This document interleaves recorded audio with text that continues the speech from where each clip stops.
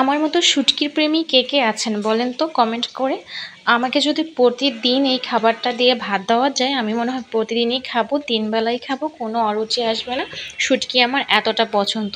তো hello everyone, আসসালামু আলাইকুম। নতুন একটা ভিডিও ব্লগে ওয়েলকাম করছি। আশা করছি ভিডিওটির সাথে থাকবেন। তো আজকে শুটকি রান্না করব। তো বেশ কিছুদিন থেকেই তো একটু বলেছিলাম এর আগের ভিডিওতে যে মাছ টাছ খাওয়া যাবে না, মুরগির উপরে আছি। তো মুরগি খেতে খেতে একদমই অরুচি ধরে গেছে, এই জন্য ভাবলাম যে আজকে একটু শুটকি রান্না করি। শুটকিটা আজকে আমি একটু অন্যভাবে সবজি দিয়ে রান্না করব। সবসময় তো ভুনা খাওয়া হয়। তো এই জন্য আমি সব কিছু কেটে বেছে ধুয়ে পরিষ্কার করে নিয়েছি। তারপরে তো মশলাটা কষিয়ে নিব। এই জন্য একটু তেল দিয়েছি, পেঁয়াজটা একটু লাল লাল করে ভেজে নিয়ে হলুদ, লবণ, গুঁড়া মরিচ, শুকনো মরিচের গুঁড়া আর কি সেটা দিয়েছি, ধনিয়া জিরা গুঁড়া আর সামান্য একটু আদা রসুনের পেস্ট দিয়েছি। এটা কিন্তু দিতে হবে। আর এই তো শুটকির মূল যে উপকরণ সেটা হলো রসুন। রসুন বেশি বেশি করে দিবেন, দেখবেন শুটকিতে এত সুন্দর ফ্লেভার আসবে। আর রসুন দিয়ে কিন্তু ভাতটা খাওয়া যায়। তো যাই হোক, তারপর ধনিয়া জিরার গুঁড়া দিলাম।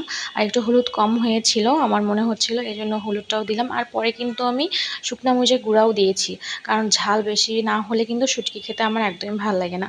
আর এই তো এখানে একটা বড় কাঁচামরিচ 2 ফালি করে দিয়ে দিলাম।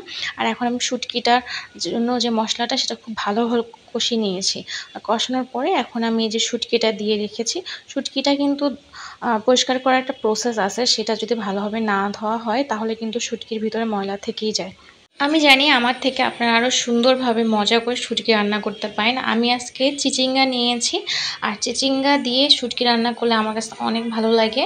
আর সাথে দিয়েছি আলু, ছোট ছোট করে কুচি কুচি করে। আলু তো আমার ফেভারিট, আলু ছাড়া হয়ই না। আর সামান্য একটু লবণ দিয়ে নিলাম, কারণ প্রথমে একটু লবণ দিয়েছি। তারপর এই তো ভালো মতো কষিয়ে নিয়ে একটু পানি দিলাম।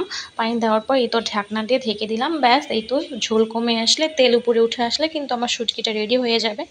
আর এই তো বিকেলের নাস্তার জন্য একটু নাস্তা প্রিপেয়ার করছিলাম। আজকে আমি চিকেন ডোনাট বানাবো। তো এই পুরটা আমি গতকালই বানিয়ে রেখেছিলাম, ব্লেন্ড করে রেখেছিলাম। তো সময়ের স্বল্পতার জন্য আমি বানাতে পারিনি, এই জন্য আজকে এই যে বানিয়ে নিচ্ছি। এখন আমি এই যে এখন সুন্দর করে গোল গোল করে নিব। একটু বেশি আঠালো হয়ে গিয়েছিল। তো যাই হোক, আমি সিস্টেম করে রেখে দেবো, ফ্রিজে একটু ডিপ ফ্রিজে রেখে দিলে এটা কিন্তু শক্ত হয়ে যাবে, কোনো সমস্যা না। কোনোরকমভাবে আমি একটু শেপ দিয়ে নিচ্ছি। তো এই শেপটা কিন্তু আপনারা আপনাদের পছন্দ মতো দিতে পারেন, যেহেতু ডোনাট নাম হয়েছে তো ডোনাটের শেপে দিলাম। প্রথমে আমি একটা বলের মতো করে নিয়েছি, তারপরে হাতে একটু চ্যাপটা করে নিয়ে ভিতরে একটা আঙ্গুল ঢুকিয়ে দিয়ে 4-5টা সাইড দিয়ে স্প্রেড করে দিয়েছি আর কি। দেখেন, দেখলেই কিন্তু বুঝতে পারবেন কতটা ইজি। এই সময় কিন্তু হাতে লেগে আসবে, তো চিন্তার কারণে আপনার একটু হাতে অয়েল ব্রাশ করে নেবেন, তাহলে কিন্তু সুন্দর শেপ হবে। দেখেন কত সুন্দরভাবে আমি সবগুলো বানিয়ে নিলাম।